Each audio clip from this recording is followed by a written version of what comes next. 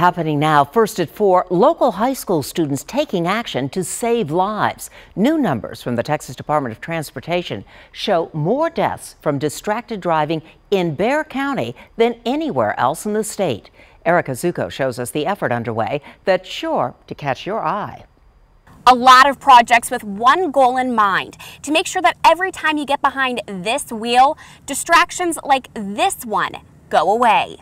When we think texting and driving, we typically think of teens. But members of Johnson High School's PTSA Smart Drivers Club want to put the brakes on that. The sad fact is, it's not only students and kids my age driving distracted, it's parents, grandparents. You're not only putting yourself in danger, you're putting the people you're driving with in danger as well. Parents, teachers, and students teamed up to convince businesses to add marquees, reminding you to keep your eyes on the road. They even got a billboard posted near 281 in Evans, a busy area where construction and traffic often lead to crashes.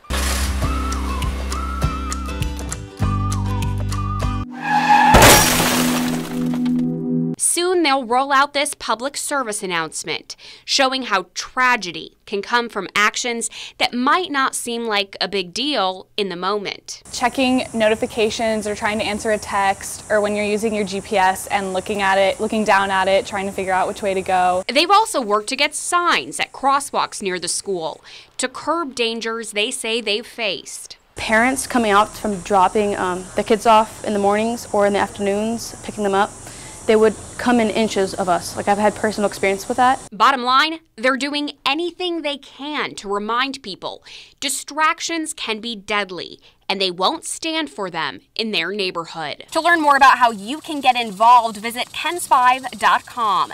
Reporting from Johnson High School, Erica Zucco, KENS 5 Eyewitness News.